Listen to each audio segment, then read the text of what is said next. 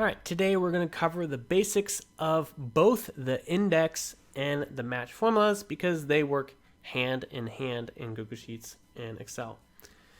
And so here's a quick reference for the index and the match formulas. So index is reference or the table, and then you specify the row and column that you want to return.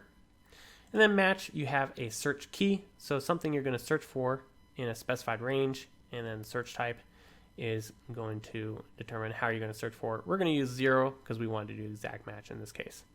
So first off, we're going to look at just the index formula. And then once you understand that, we're going to move to the index match.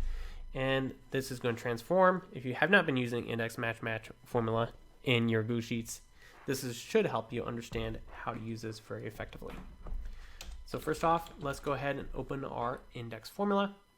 If you don't see the formula help, click on the question mark. And again, now we see our reference. And so this is going to be the table that we want to look in.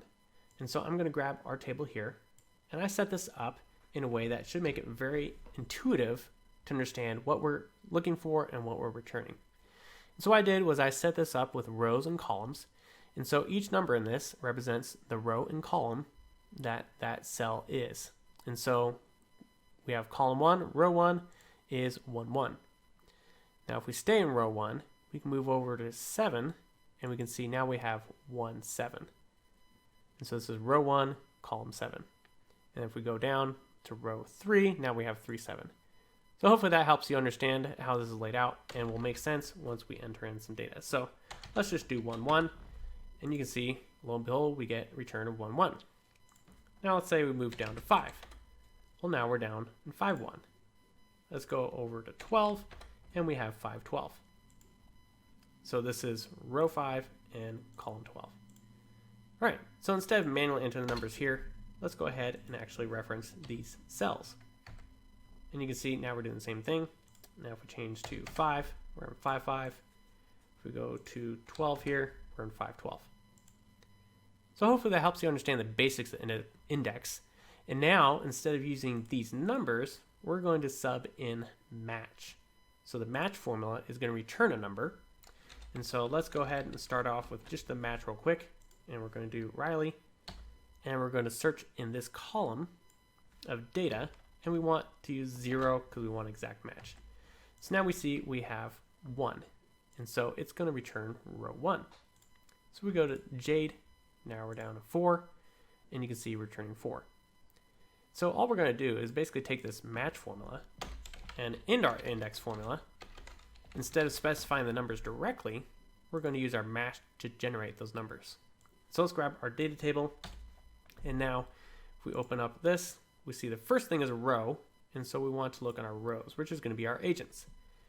So instead of specifying a number, we're going to do a match. I'm going to select this agent. Look in our agent column, 0 for exact match. And let's just finish with column 1 for now. So now we can see returning 4, 1, which is Jade's. If we go up to Riley, which is row 1, now we're returning 1, 1. All right, perfect.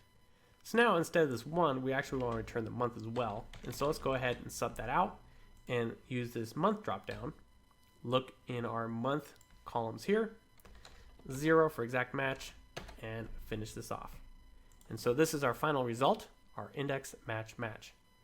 And so now as we tab through these, you can see it's returning the row and the column of the result that we're looking for. So we go Zane, January 6, 1. We go to June, now we're at 6, 6. Hopefully that helps you understand a little better on how to use index match formula in your own data set. Thanks so much for watching, and hope you tune back again soon for more tutorials.